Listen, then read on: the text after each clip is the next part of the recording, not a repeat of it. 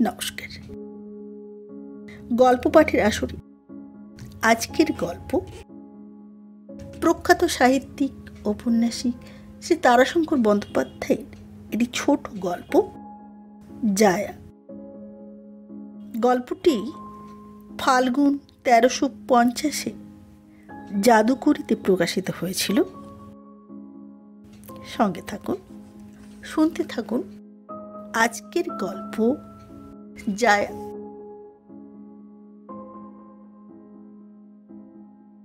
রূপ স্বতন্ত্র বস্তু, রূপ তাহার কোনো কালে ছিল না। তবে অন্ন বস্ত্রে দেয় যে শ্রী, সে শ্রী তাহার ছিল, কিন্তু সেটুকুও তাহার থাকিল না। অন্ন বস্ত্রের অভাবে নয়, কয় মাসের কারাক্লেশে স্ত্রীটুকু যেন শোষণ করিয়া লইল।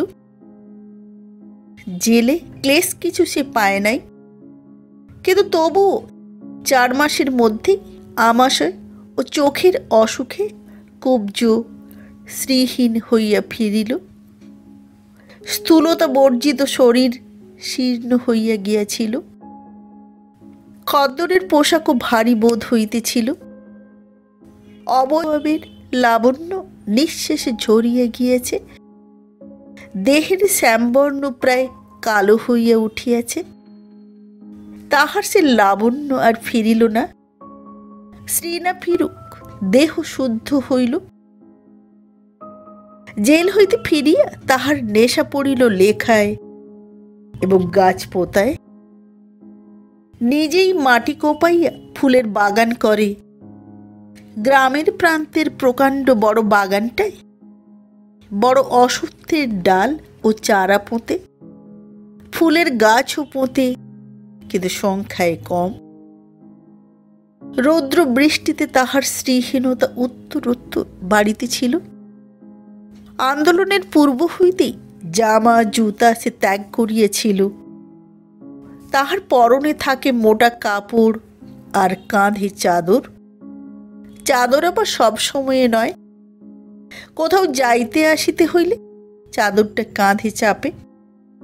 অন্য সময়ে খালি গা খালি পায়ে সে মূর্তিমান শ্রীহীনের মতো ঘুরিয়ে বেড়ায়। সে জেলে থাকিবার সময় ছোট ভাই সংসার ঘাড়ে লইয়াছিল। সে সংসার তাহার স্কন্ধে আকাশের মতোই চাপিয়া রহিল। শিবনাথ সে আর ঘাড়ে করিল না, তবে উপদেশ দেয়। সময়ে সময়ে কিছুদিন ধরিয়া কঠোর পরিশ্রমে ত্রুটিগুলি সংশোধন করিয়া দিয়া সংসার রথখানিকে অপেক্ষাকৃত সরল ও দ্রুত গতিশীল করিয়া দেয়। দ্বীপ প্রহরে একগা ঘামিয়া সেদিন শিবনাথ বাড়ি ফিরিল। খালি গা খালি পা, কোমরে গুঁজিয়া কাপড়খানা পর্যন্ত হাঁটুর উপর টানিয়া তোলা। সাড়া না দিয়াই বাড়ি ঢুকিল। শিবনাথের স্ত্রী গৌরী ও ছোট বউ অমলা বারান্দায় থামের আড়ালে বসিয়া পান সাজিতেছিল। গৌরী বলিল, শম্ভু, এদিকে শোন দেখি। শম্ভু শিবনাথের বাড়ির মাহিন্দার। শিবনাথ সটান খিড়কির বাগানের দিকে চলিয়া গেল।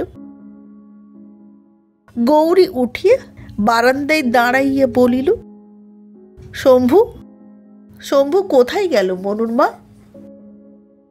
রন্ধনশালে ব্যস্ত পাচিকা মনুর মা বলিল, কে জানে বৌদিদি, দেখি নাই তো, কেউ আসে নাই তো। ছোট বউ অমলা মিহিভাবে বলিল, আসবে না কেন? খিড়কি দিয়ে গেল চোখের সামনে। গৌরী রুষ্ট হইয়া উঠিয়াছিল। চাকর বাকর কেমন অবাধ্য হয়েছে দেখেছ? খিড়কি দিয়ে গেল, ডাকলে সাড়া পর্যন্ত দেয় না। তা বলবো কাকে বলো? বড়বাবুই চাকর বাকরের মাথা খেলে। এখনই শম্ভু খিড়কি দিয়ে গেল। খিড়কির রাস্তা ঘরে পদশব্দ উঠিল। মনুর মা বলিল, ওই যে বাবু আসছেন। গৌরী বলিল, এই শম্ভু, বেয়াদব চাকর কোথাকার।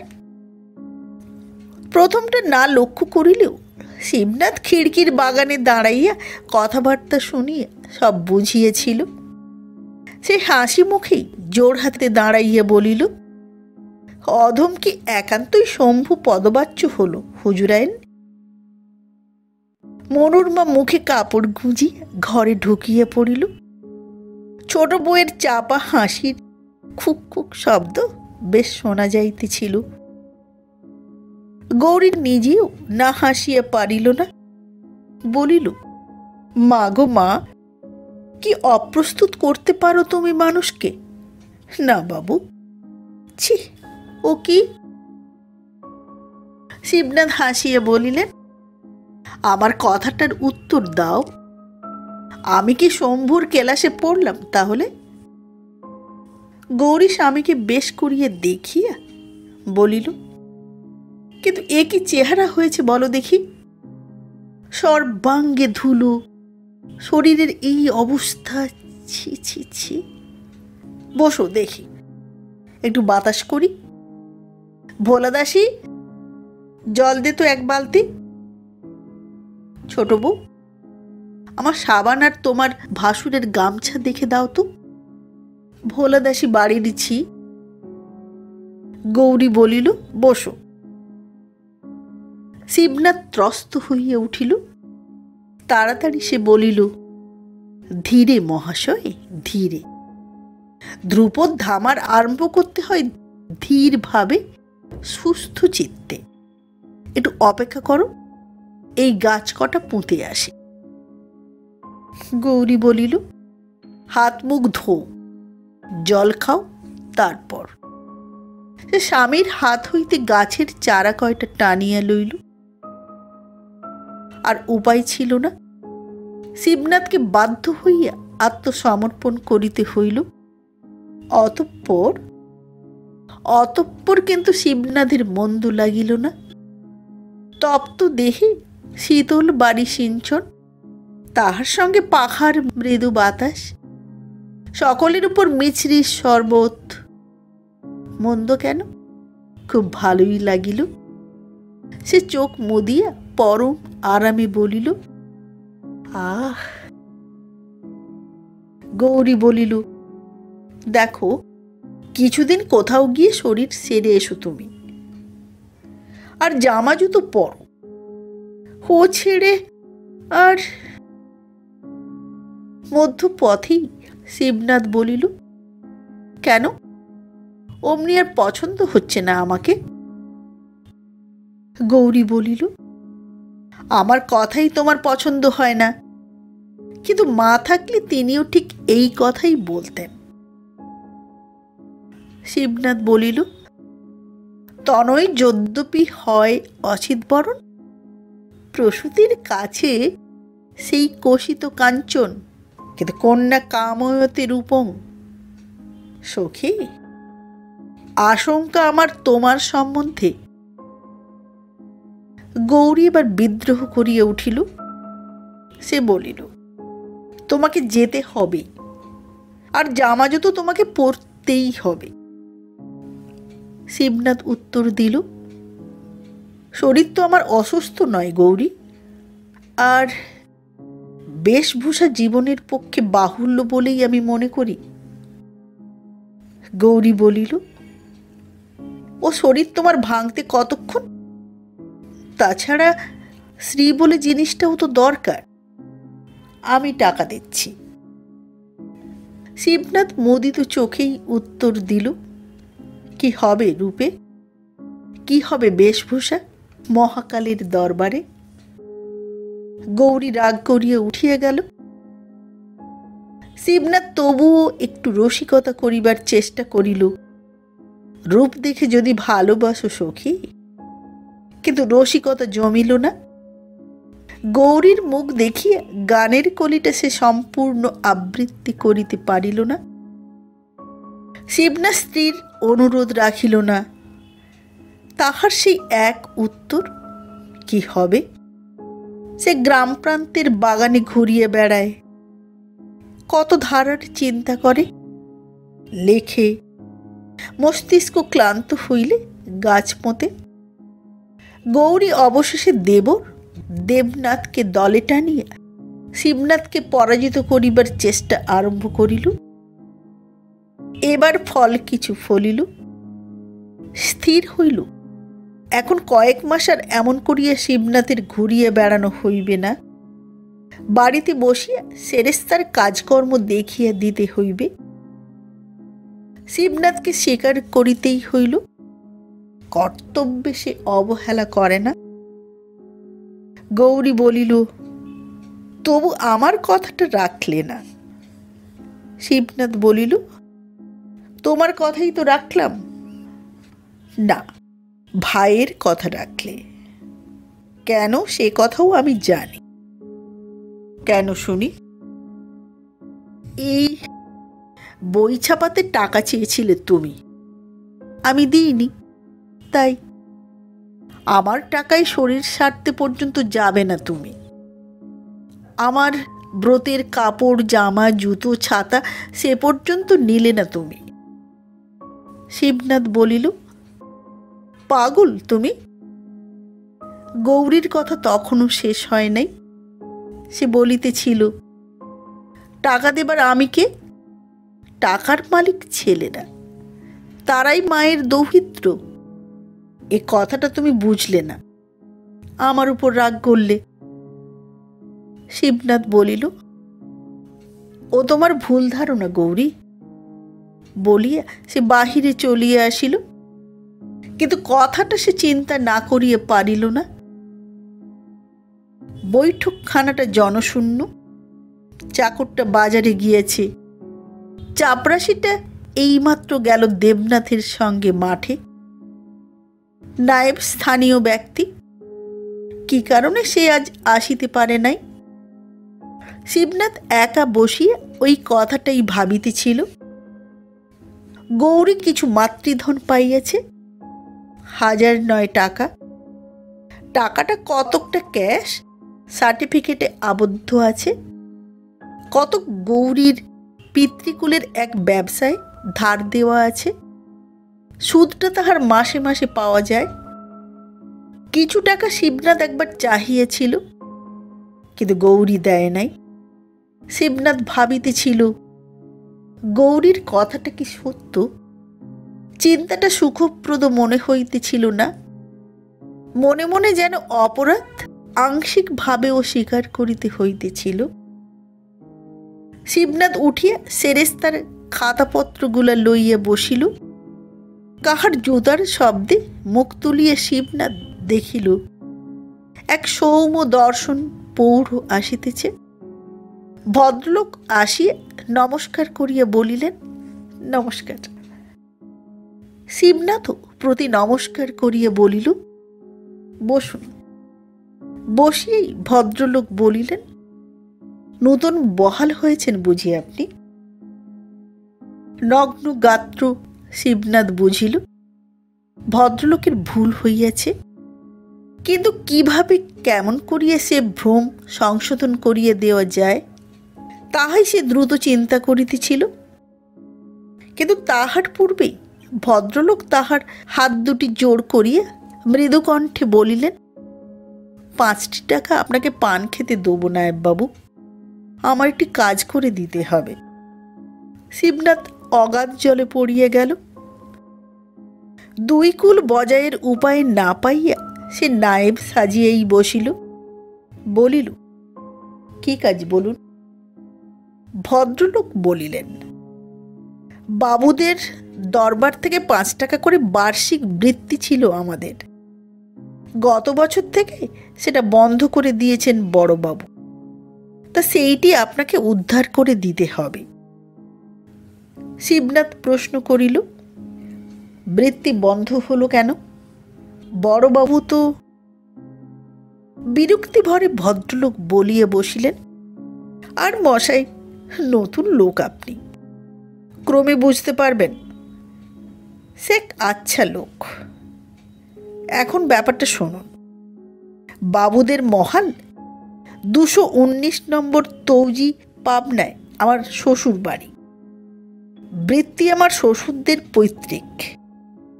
আমি সব সম্পত্তি পেয়েছি, শ্বশুরের ছেলে পিলে নাই। শ্বশুরের পৈতৃক দুর্গাপূজা ছিল। বিজয়ের পর যাত্রার দিন আমার শ্বশুর প্রতিমার গলার পৈতে নিতে আসতেন। বাবুরা 5টি টাকা দিতেন। এবার আসতেই ছোটবাবু বললেন, বৃত্তি আপনি পাবেন না। কেন মশাই? জিজ্ঞাসা করলাম। শুনলাম শ্বশুরের দুর্গাপূজা তো আমি আর করি না, সেই জন্যে বড়বাবুর হুকুম। শিবনাথের ব্যাপারটা মনে পড়িয়ে গেল। সে বলিল, পুজোটা বন্ধ না করলেই হতো। হাসিয়া ভদ্রলোক বলিলেন, বেশ মশাই, আপনি খরচ কত? তাছাড়া স্কুল মাস্টারি করি, ছুটি হয় সেই পঞ্চমীর দিন, কখনই বা কি করি? শিবনাথ ভাবিয়ে চিন্তিয়া বলিল, তা আমি বলবো বাবুকে। ভদ্রলোক বলিলেন, হ্যাঁ, ছোটবাবুকে নয়, বড়বাবুকে বলবেন। আচ্ছা ঘরের লোক মশাই, ছোট ভাইকে শিখণ্ডীর মতো সামনে রেখে আড়াল থেকে বেশ। আরে মশাই, 5 দিন এসে দেখাই পেলাম না। কোথা? না, বাড়ি নাই, মাঠে নয় বাগানে। তারপর সহসা মুখটা খুব কাছে আনিয়ে বলিলেন, এত বাগানে কেন মশাই? বলি, মালটাল এদিকে তো স্বদেশীতে জেল টেল খেটে এলেন। শিবনাথের এরপর হাস্য সম্বরণ করা কঠিন হইয়া উঠিতেছিল। সে কোনরূপে বলিল, কই, সেরকম তো শুনি টুনি নাই। চোখের ইশারা করিয়া ভদ্রলোক বলিলেন, আরে মশাই, ডুবে ডুবে জল খেলে একাদশীর বাবাও জানতে পারে না। শিবনাথ ভদ্রলোককে বিদায় করিবার চেষ্টায় ব্যস্ত হইয়া উঠিল। এখনই কে হয়তো আসিয়া তাহার পরিচয় ব্যক্ত করিয়া দিবে। সে বলিল, আমি বলবো। আচ্ছা, নমস্কার। ভদ্রলোক আবার তাহার হাত দুইটা চাপিয়ে ধরিয়া বলিলেন, আগে বলবো বলতে হবে না, ব্রাহ্মণের বৃত্তি উদ্ধার করে দিতেই হবে। আমি বরং আরো কিছু। বাধা দিয়ে শিবনাথ বলিল, আমাকে কিছু লাগবে না, তবে বড়বাবু যে ধারার মানুষ। ভদ্রলোক বলিলেন, আরে দেখা পেলে যে দেখি কি ধারার মানুষ। বুড়ো ছেলে শাসন করার অভ্যেসও আমার আছে।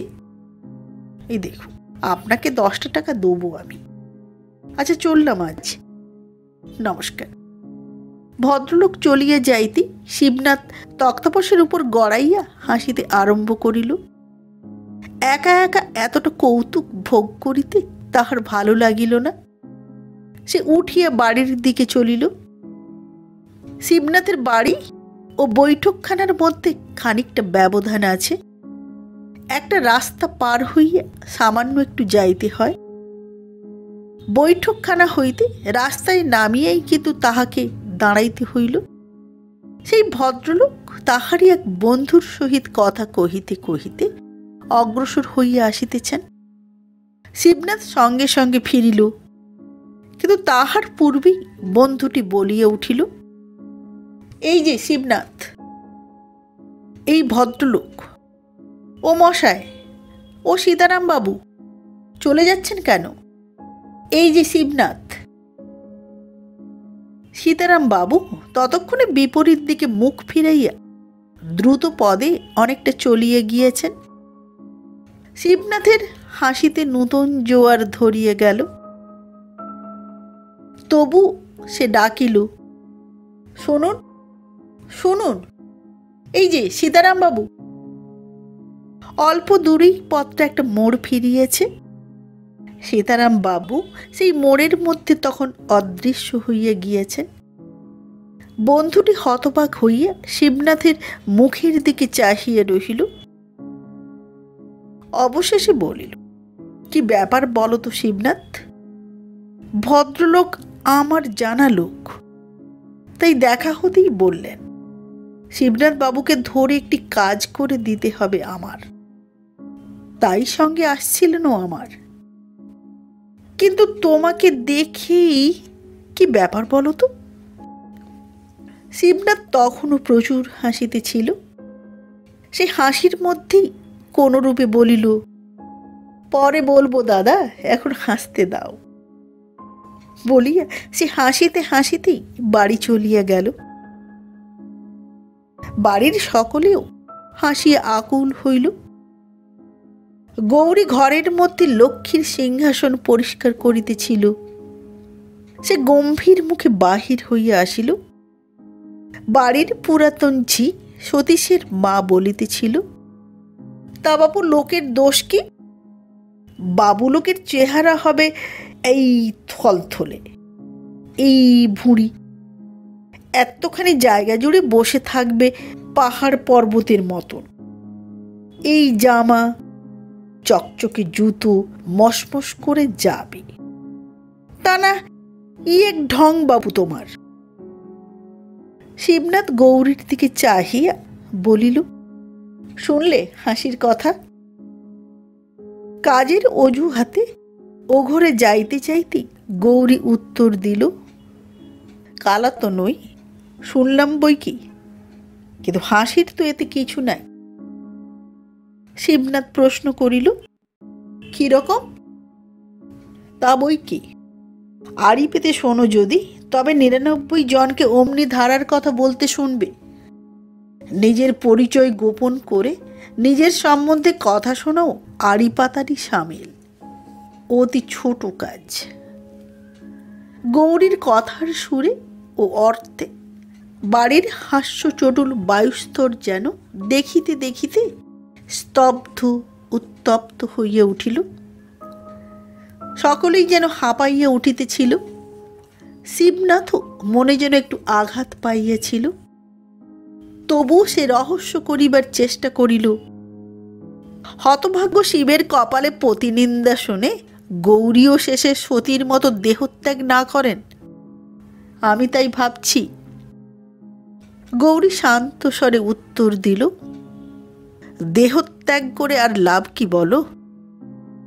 গৌরী দেহত্যাগ করলে মহাদেব আবার বিবাহ করবেন, মাঝখান থেকে গৌরীর কার্তিক গণেশই ভেসে যাবে। কথাগুলির গঠনের ভঙ্গিতে রহস্য বলিয়েও ধরা যায়, কিন্তু অতি কুৎসিত ব্যক্তির রোদন, বিকৃত মুখ দেখিয়া যেমন হাসা যায় না, তেমনি এ কথাগুলি শুনিয়েও কেহ হাসিতে পারিল না। শিবনাথ নীরব হইয়া রহিল। কিছুক্ষণ পরে শিবনাথ বলিল, এত রূপের আকাঙ্ক্ষা কেন বলো তো তোমার? অতি রুষ্ট কণ্ঠস্বরে গৌরী উত্তর দিল, এত বড় জঘন্য কথাটা তুমি বললে আমাকে, অতি ইতর তুমি। শিবনাথের কর্কশ কৃষ্ণমূর্তি ক্রোধে কুৎসিত হইয়া উঠিল। সে বলিয়া উঠিল, যা সত্য তাই বলেছি। সত্য কথা ইতরে বলে না, ইতরেই সত্য কথা সসম্মানে গ্রহণ করতে পারে না।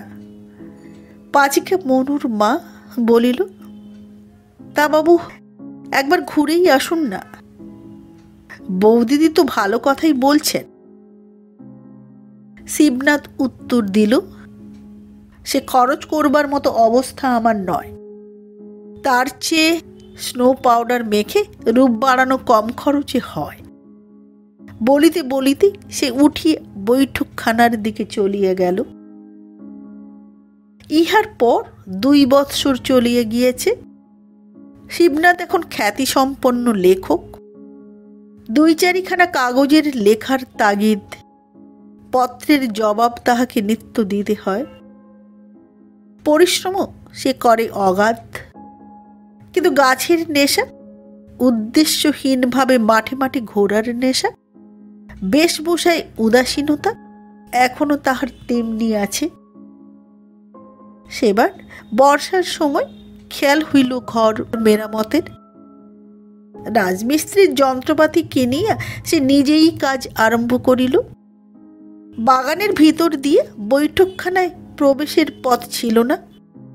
সেখানে সে পাঁচিল ভাঙিয়া এক নূতন ফটক ও এক প্রস্থ সিঁড়ির প্রয়োজন অনুভব করিল। আর তৈয়ারি করিতে হইবে বাগানের মধ্যে একটা পাকা বেদি। ছোট ভাই বলিল, তোমার অদ্ভুত খেয়াল দাদা, বেশ তো, রাজমিস্ত্রি লাগানো হোক। শিবনাথ নিজের হাতেই বনিয়াদ খুঁড়িতেছিল। সে বলিল, দেবনাথ জানে এ লোকের সঙ্গে বাক্য ব্যয় করা বৃথা। সে দাদাকে কিছু না বলিয়া বাড়িতে গিয়া গৌরীকে ধরিল। পারো তো তুমি পারবে বৌদি, তুমি বলো। গৌরী বলিল, পাগল তুমি দেবু, মহাপুরুষ যারা হয় তাদের ওই ধারা, কারো কথা তাদের রাখতে নাই। আমি পারবো না ভাই, আমাকে বলো না। দেবু বলিল, প্রজা সজ্জন আসে যায়, তারা দেখলে কি বলে বলো তো? মাথার উপরে এই কড়া রোদ, কখনো বৃষ্টি। গৌরী বলিল, তারা হীন ব্যক্তি, তাদের বলা কওয়ায় কি আসে যায়? আর রোদ বৃষ্টি প্রকৃতির দান, অতি কি শরীরের অনিষ্ট হয়? তাছাড়া খালি গায়ে খালি মাথায় রোদ বৃষ্টিতে মহাপুরুষদের কষ্টও হয় না। দেবু চুপ করিয়া রহিল। গৌরী জল খাবার সাজাইয়া একখানা রেকাবি দেবুর হাতে দিয়া বলিল, খাইয়ে এসো দেখি। চাকর বাকরের হাতে দেওয়া তো মিথ্যে, পড়েই থাকবে। 15 দিনেও সিঁড়িটা শেষ হইল না। সেদিন সকালে শিবনাথ মাথায় এক মাখালি দিয়া সিঁড়ির উপর সিমেন্ট চালাইতেছিল। 15 দিনেই রৌদ্রে রঙে তাহার কালো ছোপ ধরিয়াছে, পিঠখানার রং গাঢ় কালো হইয়া উঠিয়াছে। পিয়ন আসিয়া প্রশ্ন করিল, এই এই বাবু আছেন রে? শিবনাথ মুখ তুলিয়া চাহিতেই সে লজ্জায় জিভ কাটিয়ে বলিল, আগে চিনতে পারি নাই আপনাকে। একটা রেজিস্ট্রি আছে, খারিজ ফিজের নোটিশ। চিঠি কয়েকখানা হাতে লইয়া সে হাসিয়া বলিল, রেজিস্ট্রি ছোটবাবুকে দাওগে যাও। চিঠিগুলোর কয়েকখানা কাগজের পত্র, একখানা তাহার মামার, অপরখানা দিয়েছেন তাহার ভগ্নিপতি। ভাগ্নির বিবাহ আগামী সপ্তাহে, তিনি তাহাকে যাইতে লিখিয়েছেন। দিদিও পত্র দিয়েছেন। এবার দেবুকে পাঠাইলে চলিবে না, তাহাকেই আসিতে হইবে। অন্যথায় তিনিও কখনো আর শিবুর বাড়ি আসিবেন না। শিবু এ নিমন্ত্রণ উপেক্ষা করিতে পারিল না। ভগ্নিপতির দেশ বর্ধমান জেলার এক পল্লী গ্রামে। রেল স্টেশন হইতে মাইল 5 দূরে যাইতে হয়। কাঁচা রাস্তা বর্ষার জলে কাদায় অব্যবহার্য হইয়া উঠিয়াছে। পৌঁছিবা মাত্র ভগ্নিপতি সম্বর্ধনা করিলেন, এসো এসো ভাই এসো। কিন্তু এ কি চেহারা হয়েছে তোমার শিবু? খালি পা, খালি গা, এ কি? শিবু হাসিয়া বলিল, চেহারা চেহারা চাষার আবার কবে সজ্জনের মতো হয় জামাইবাবু? এই তো চাষির পোশাক। ভগ্নিপতি উপস্থিত ভদ্রলোক কয়টির দিকে লক্ষ্য করিয়া বলিলেন, ডাক্তারবাবু, ইনিই আপনাদের প্রিয় লেখক শিবনাথ। আমার তৎপূর্বে ডাক্তারবাবুটি আগাইয়া আসিয়া বলিলেন, আমার পরিচয় ভিলেজ ডক্টর, সামান্য ব্যক্তি। ভারী সুখী হলাম, ভারী ভালো লাগে আপনার লেখা। আমাদের ক্লাবের লাইব্রেরিতে কিন্তু একদিন যেতে হবে আপনাকে। ভগ্নিপতি বলিলেন, হবে ডাক্তার, হবে। এখন 15 দিন ছাড়বো মনে করছো? তবে জোয়ারের গলায় ফুলের মালা দিয়ে কি করবে? চলো হে, বাড়ির ভেতর চলো। দিদি তোমার 10 বার খোঁজ করেছে এর মধ্যে। শিবু এলো? শিবু বলিল, যে রাস্তা আপনাদের। বাড়ির মধ্যে দিদি তাহাকে দেখিয়া কাঁদিয়া বলিলেন, এ কি দশা হয়েছে তোর শিবু? হ্যাঁ, সেই শিবু তুই? বলে না দিলে তো তোকে আমি চিনতেই পারতাম না। বউ লেখে শরীর খারাপ হয়েছে তোর, কিন্তু এত খারাপ? সে রাক্ষসী সেবা যত্ন করে নাকি? বস বস, আমি বাতাস করি। আর এ কি পোশাক পরিচ্ছদের স্ত্রী রে তোর? শিবনাথ হাসিতে হাসিতে বলিল, 1 কাপ চা দাও দেখি আগে। দিদি ডাকিয়া বলিলেন, ও ভাই বিনি, চায়ের জল চড়িয়ে দাও তো। আর ওরে নবীন, হাত মুখ ধোবার জল দে। ওদিকের বারান্দায় মেয়েরা দাঁড়াইয়াছিল। সম্মুখেই কতকগুলি ঝিউড়ি মেয়ে, তাদের পিছনে কতকগুলি বধূ। দিদি বলিলেন, মেয়েরা সব দেখতে এসেছে তোকে। আমাদের এখানে লাইব্রেরিতে তোর বই সব আছে কি না? আর সব কাগজই আসে তো। শিবু হাসিয়া বলিল, তাছাড়া তোমার মতো সজীব বিজ্ঞাপন যখন রয়েছে, তখন এখানে শিবুর খ্যাতির অভাব কি? দিদি বলিলেন, না রে না, আমি মিথ্যে বড়াই করে বেড়াই না, কিন্তু ও চেহারায় তোকে দেখব কি বলতো? কি হয়েছে তোর চেহারা? শিবু বলিল, ভয় কি দিদি? জামাইবাবুর অনুরা ভগ্নি তো আর নাই যে এই চেহারায় বড়মাল্য গলায় নিতে হবে, টোপর পরতে হবে। শিবুর মাথায় এক চপেটাঘাত করিয়া ভগ্নিপতি বলিলেন, ওরে শালা, আমাকে পাল্টে শালা বলতে চাও তুমি? দিদির ননদ বিনি বা বিনোদিনী হাসিতে হাসিতে আসিয়া 1 কাপ চা হাতে দিয়ে বলিল, দুধ বেশি হয়ে গেছে, গরমও নেই, শিগগির খেয়ে নিন। দিদি বলিলেন, খাসনে শিবু, খাসনে, মার মার, চা নয়। তাহার পূর্বেই শিবু চুমুক দিয়েছিল। সেটুকু ফেলিয়ে দিয়া শিবু বলিল, মার খুব পুষ্টিকর জিনিস, 100% ভিটামিন, আর আমার মতো চাষার পক্ষে উপযুক্ত বস্তু। সকলে হাসিয়া উঠিল। শিবনাথের উপর পড়িল বরযাত্রী সম্বর্ধনার ভার। ভগ্নিপতি গোপালবাবু বলিলেন, দেখো ভাই, শহুরে জীব সব, তারপরে আসছেন বরযাত্রী। বিজয়ী প্রুশিয়ান সৈন্যের মতো বিক্রমে আসবেন। প্রথম মোহরা তোমাকেই নিতে হবে। মাথায় এক তোয়ালে জড়াইয়া শিবু যাইবার জন্য সাজিল। বলিল, কোনো চিন্তা নাই আপনার। খান 10 গো গাড়ি ও খান 2 পালকি লইয়া শিবু স্টেশন হইতে বরযাত্রী আনিবার জন্য যাত্রা করিল। রাস্তায় স্থানে স্থানে 1 হাঁটু করিয়া কাদা জমিয়েছে। শিবু যখন স্টেশনে পৌঁছিল তখন ট্রেনের বিলম্ব ছিল। একজন খাবারওয়ালাকে ধরিয়া সে চায়ের বন্দোবস্ত করিয়া রাখিল। বরযাত্রীর দল স্টেশন হইতে বাহির হইয়ে থমকিয়া দাঁড়াইল। কাদা, এ কি দেশ রে বাবা, কাদা, এ কথা তো ছিল না। শিবু জোড়হাত করিয়া বলিল, এই আমাদের দেশ। তবে কষ্ট বিশেষ করতে হবে না, যেটুকু কষ্ট ওই দোকান পর্যন্ত।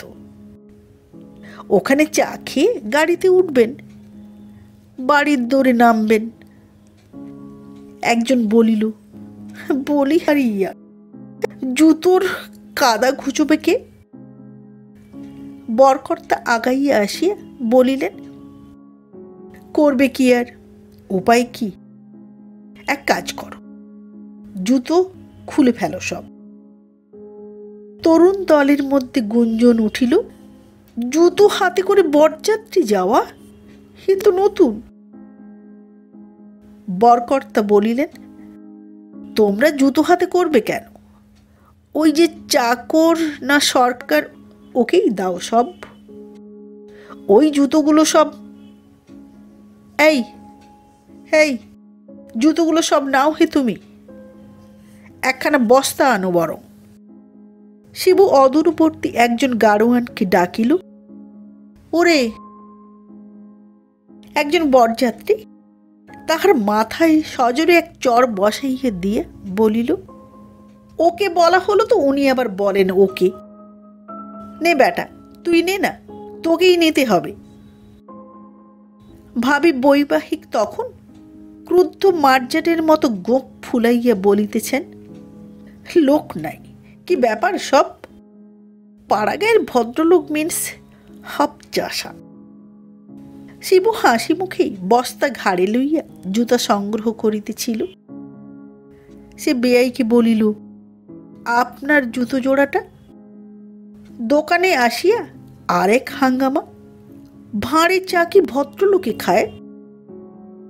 শিবু বলিল, আগে আগে কাপের চেয়ে ভাঁড় ভালো, কাপে কতজনে খায়?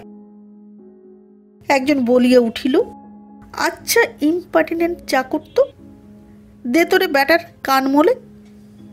শিবুর সঙ্গে চাপরাশি ছিল জন কয়েক, তাহারা রুষ্ট হইয়া উঠিয়াছিল, কিন্তু ইশারা করিয়া শিবনাথ তাহাদিগকে নীরব থাকিতে আদেশ করিল। যাই হোক, নেশার বস্তু চা, এবং সে চা যখন আর রাস্তার মধ্যে পাওয়া যাইবে না, তখন অগত্যা ভাঁড়েই খাইতে হইল।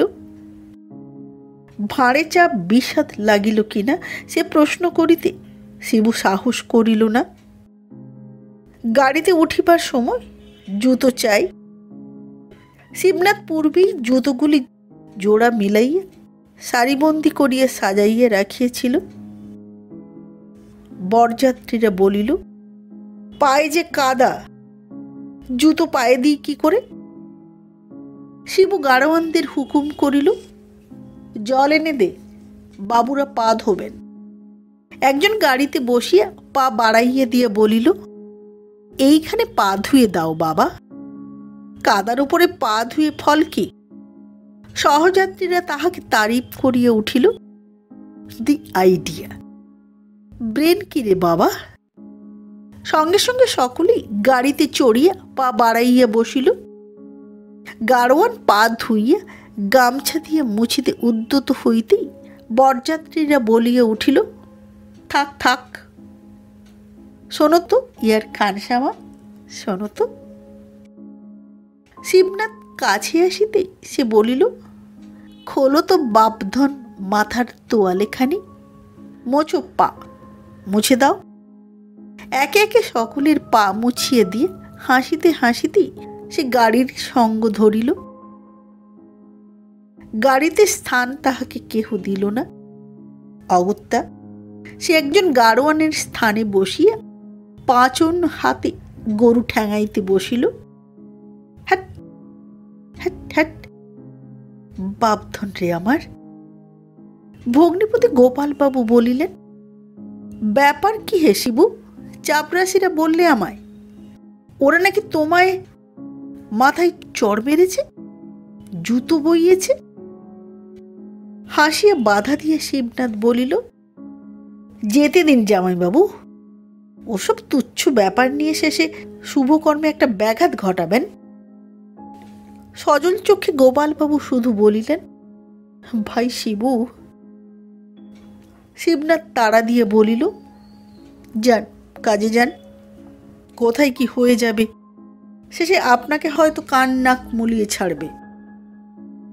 গোপালবাবু এবার অল্প একটু হাসিয়া বলিলেন, তোমাকেই ডাকতে এসেছি, আলাপ করবেন বেয়াই মশায়। উনি আবার সাহিত্য রসিক লোক কিনা? শিবু বলিল, না না, সে হয় না জামাইবাবু, ভারী অপ্রস্তুত হবেন ওরা।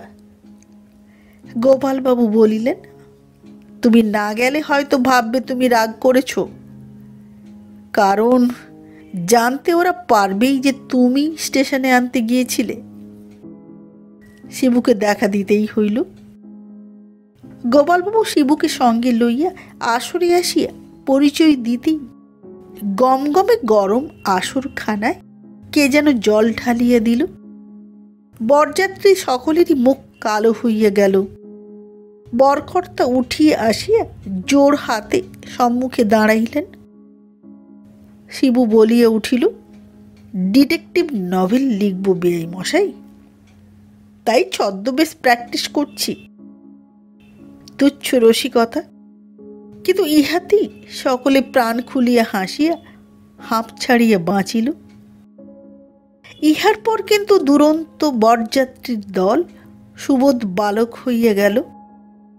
যাহা পাইল তাহাই খাইল, যাহা অনুরোধ করা হইল তাহাই রাখিল। বাড়িতে আসিয়া একথা শিবনাথ প্রকাশ করিল না, গৌরীর উষ্মা আশঙ্কা করিয়া। সেদিন সে পরিবার ঘরে বসিয়া একখানা সাপ্তাহিকের একটা প্রবন্ধ পড়িতেছিল। প্রবন্ধটা গল্প সাহিত্যের উপরে লেখা। তাহাতে তাহার সম্বন্ধে উচ্ছ্বসিত প্রশংসা করা হইয়াছে। গৌরী ঘরে ঢুকিয়ে একখানা খোলা চিঠি তাহার সম্মুখে ফেলিয়া দিল। শিবনাথ দেখিল, দিদি লিখিয়াছেন চিঠিখানা। সমস্ত কাহিনী সবিস্তারে বর্ণনা করিয়া পরিশেষে গৌরীকে তিরস্কার করিয়েছেন। তুমি নিশ্চয়ই শিবনাথের সেবা যত্নে মনোযোগী নও। রত্ন পাইয়া তুমি চিনিলে না পোড়ার মুখে।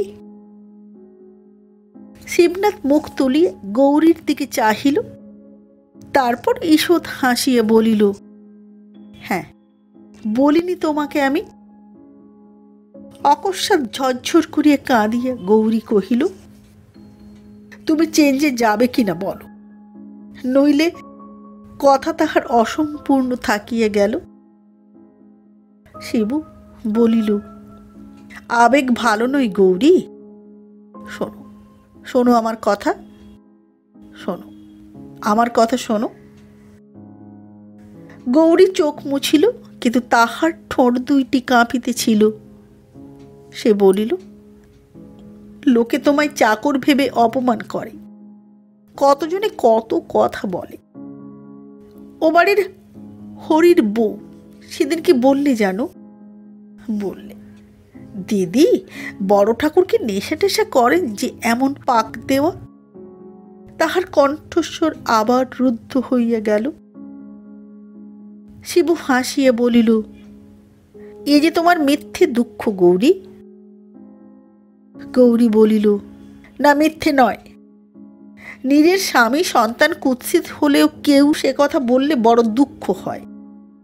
বুলুর কথা কি মনে নেই তোমার? শিবু চমকিয়া উঠিয়া একটা দীর্ঘ নিঃশ্বাস ফেলিল। তাহার মনে পড়িয়া গিয়েছে। গৌরী বলিল, বুলুর কথা তো তোমার ভুলবার নয়। বুলু শিবনাথের মৃতা কন্যা। মেয়েটি শিবনাথের বড় প্রিয় ছিল, কিন্তু সে ছিল কালো। তাহার উপর চোখ দুটি ছিল ছোট ও ট্যারা। গৌরী বলিল, মনে পড়ে তোমার? গাঙ্গুলি বাবুদের ঠাকুর বাড়ি থেকে যেদিন সে কাঁদতে কাঁদতে ঝরঝর করিয়া গৌরী নিজেই কাঁদিয়ে ফেলিল। শিবনাথের মনশ্চক্ষের উপর ছবিটি ভাসিয়া উঠিল। শিবনাথ বসিয়ে জল খাইতেছিল সেদিন। অঝোর ঝড়ে কাঁদিতে কাঁদিতে 4 বছরের মেয়ে বুলু আসিয়া দাঁড়াইল। সে তাড়াতাড়ি তাহাকে বুকে লইয়া প্রশ্ন করিল, কি হলো মা, কে মারলে তোমাকে? বুলু উত্তর দিতে পারিল না। চোখের জলে বুকের দুঃখ তখনও তাহার নিঃশেষিত হয় নাই। উত্তর দিল গঙ্গা, শিবনাথের বড় মেয়ে। সে বলিল, ওই ঠাকুর বাড়ি গিয়েছিলাম আমরা পুজো দেখতে, তাই ওদের গিন্নি বললে, এই কাদের ছেলে তুই, সরে যা। তা আমি বললাম, ও আমার বোন। তাই ওরা কি বললে জানো বাবা? বললে, শিবুর মেয়ে। হোমা, কি কুৎসিত হয়েছে এটা, চোখ দুটো আবার দেখো। শিবু বিয়ে দেবে কি করে গা? বলু ছুটতে ছুটতে পালিয়ে এলো, রাস্তা থেকে কাঁদতে কাঁদতে আসছে। শিবনাথের মনে পড়িল সেদিন সে বলিয়েছিল, মিথ্যে কথা মা, ওরা মিথ্যে কথা বলেছে। এই দেখো তুমি, আমার চেয়ে কত সুন্দর তুমি। বলু সান্ত্বনা পাইলেও শিবনাথের কথা বিশ্বাস করে নাই। সে বলিয়েছিল, বাবা তুমি কালো আর আমি কালো, ওরা সব সুন্দর। গৌরী তখন বলিতেছিল, সে আঘাত আমি জীবনে ভুলব না, তুমিও তো সেদিন কেঁদেছিলে। শিবু দীর্ঘশ্বাস ফেলিয়া বলিল, ভুলিনি গৌরী। গৌরী বলিল, তুমি হাসো, কিন্তু আমার বুকে তেমনি আঘাত লাগে। তোমার খ্যাতিতে আমার তৃপ্তি হয় না, তোমার স্বাস্থ্য, তোমার স্মৃতি আমার বেশি তৃপ্তি। শিবনাথ গৌরীর হাতখানি টানিয়া আপনার কাঁধের উপর রাখিয়া বলিল, এখানটা বড় ধরেছে, একটু হাত বুলিয়ে দাও তো। গৌরী নীরবে স্বামীর ঘাড়ে হাত বুলাইয়া দিতে আরম্ভ করিল। আরামে শিবনাথের চোখ বন্ধ হইয়া আসিতেছিল। মাথাটি হেলাইয়া সে গৌরীর বুকের উপর স্থাপন করিয়া বলিল, আজ থেকে তোমার হাতেই সম্পূর্ণভাবে আত্মসমর্পণ করলাম গৌরী, যা করবার তুমি করো। চোখে জল ও মুখে হাসি মাখিয়া গৌরী বলিল, তাহলে আসছে সপ্তাহে এই দিন দেখাই। এবার চোখ খুলিয়া চোখে চোখ মেলাইয়া শিবু বলিল, কিন্তু আমি সুন্দর হলে আমাকে দেখে তোমার মনে কি বেশি আনন্দ হবে? গৌরী আরক্তিম হইয়া উঠিল, বলিল, হবে, এর চেয়ে ঢের বেশি আনন্দ হবে। নমস্কার, জায়া গল্পটি পাঠ করে শোনালাম। আবার দেখা হবে আগামী পর্বে একটি নতুন গল্প নিয়ে। আজকের মতো নমস্কার।